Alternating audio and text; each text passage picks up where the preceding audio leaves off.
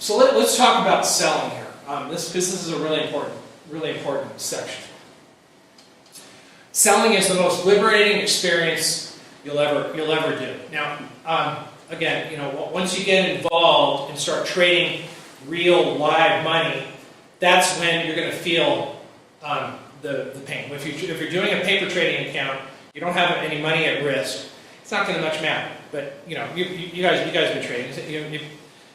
It's not a winner, right, until you actually sell it. Right? Yeah. So selling, once you get that off your chest, I get people asking me all the time, Bob, what do I do? Do I sell? And in my chat room, it's a funny thing. I have a little thing going on in the chat room. If somebody asks me, hey Bob, I got a 50% gain on XYZ options, what do I do? If they ask me that question, and I kind of facetiously go to them and I say, really? I think we need to have a talk with you, me, and my baseball bat. And we'll, and obviously people are all over the place, so I can't really do that. But the point here is that if you have to ask, should I sell and take a profit, you got a problem. You got an issue, and I'm going to correct it for you. And if you're asking me to tell you to sell, I'll take that responsibility all the time, and I'll say, absolutely, dump it, get rid of it. Really? Because nobody in here, nobody wants to be responsible. Nobody wants to be accountable or responsible for pressing that sell button. Nobody does.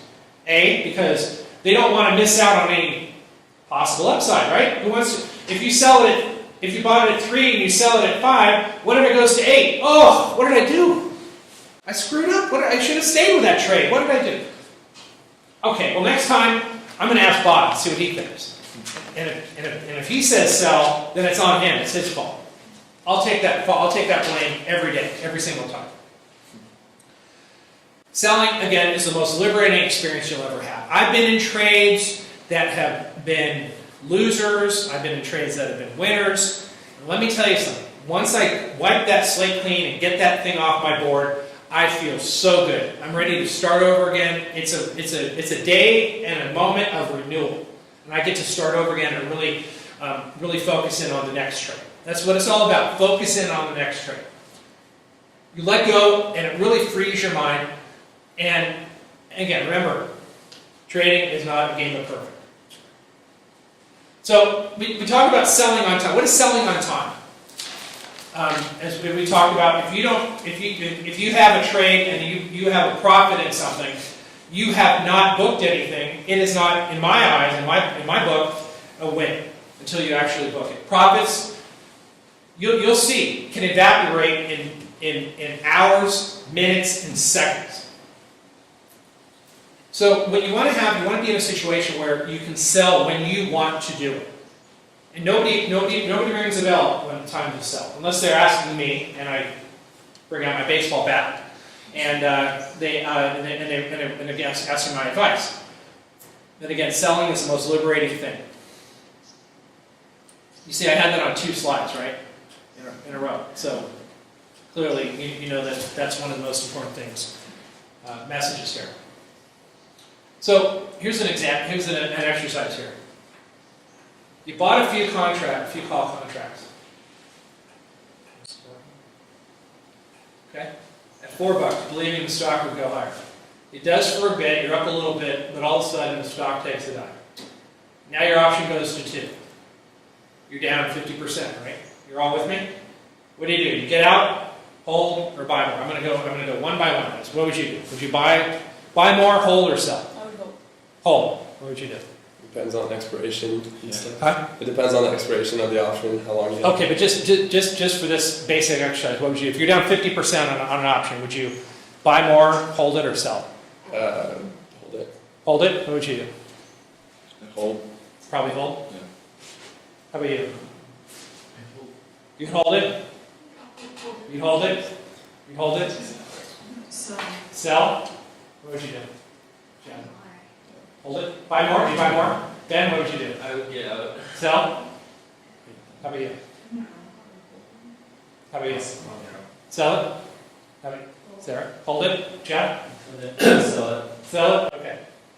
There is no right answer. Okay, it's all based on where you're at, where your mind is at, and where you feel comfortable with in terms of risk. Okay, risk management rules.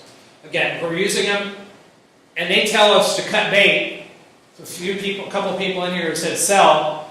That's it. You're done. Okay, nothing wrong with that. Absolutely, nothing wrong with that. It may not be my preference. It may not be their preference who said hold. But there's going to be a point where maybe they get down to 70%. Now they're starting to get. Now the underwear's getting a little tight, right? Now you're thinking, well, you know what? Maybe it is time to let it go. Maybe I am wrong, and I can go into the next trade, right?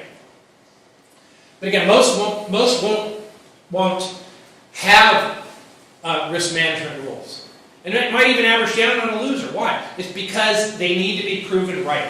The ego gets in the way. Okay. If there's one thing that you get away from this is make sure you have no ego when it comes to trading.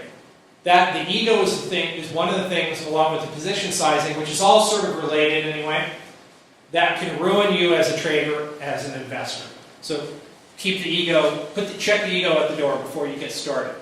The belief in the back of their minds is that I may never find a winner ever again, so I better stay with this and ride it all the way out. Remember the example I gave you about the pot of gold, the one trade that's going to make the difference in their lives? We will all be wrong at some point. The difference is between winning and losing. You just don't want to stay wrong, because if you stay wrong, you are going to be wiped out. Mental game. Mental game, it's all about psychology here. We talked about the spectrum of fear and greed earlier, right, when we first got started. It's all about psychology. It's all about understanding the mentality of everybody around you. And how could you do that? The whole market is billions of people out there, right? How could you understand how billions of different people even think? But if you understand the spectrum of fear and greed, everybody is on that spectrum. You break it down to a very simplistic exercise here. It's not so hard. It's about, and it's about survival. For me, trading is about survival. How long can you survive? And I gave you that example earlier today, that some people can stay around for a long period of time, some people for a short period of time, but most people don't stay around if they're not disciplined enough and they don't have the mentality to do it. So, what happens if you get on a bad streak? You have a couple of bad results. Maybe they were your fault, maybe they weren't. We tend to get a little bit gun shy, don't we? We pull back a little bit and say to ourselves, you know what, the next trade is bad also. What am I going to do? Now, I had 10,000, now I'm only down to 7. Boy, if I take another more risk, and that loses, I'm only down to 6. You know what, I'm not going to take that trade anymore. Bad mistake. I think this bad mistake right over here. You always want to take the next trade, even if you're stuck in a negative loop. You'll never be able to move on. You're going to look at that trade and you're going to say, what if you look at that next trade and it was a winner and you didn't take it? Oh my God, what am I going to do now? Now I'm really in a negative vortex here. All I do is get in on the losing trades, and I watch the winning trade. I get in on the losing trades and I watch the winning trades go up without me. How bad is that? So I can't. You start getting yourself in a real negative mindset, and you can't do anything right. And you suffer, and then you start making bad decisions. You start oversizing. This is where people really falter. They start oversizing and get into positions that they shouldn't get into, etc., etc. You see how this whole negative thing sort of manifests itself, right? But if you're holding a loser, how does it feel to look at it day after day? Again, this is what I told you earlier. It's exhausting and it's draining, right? So you always want to take that next trade. For me, it's getting rid of that loser, looking with a fresh set of eyes, the next trade that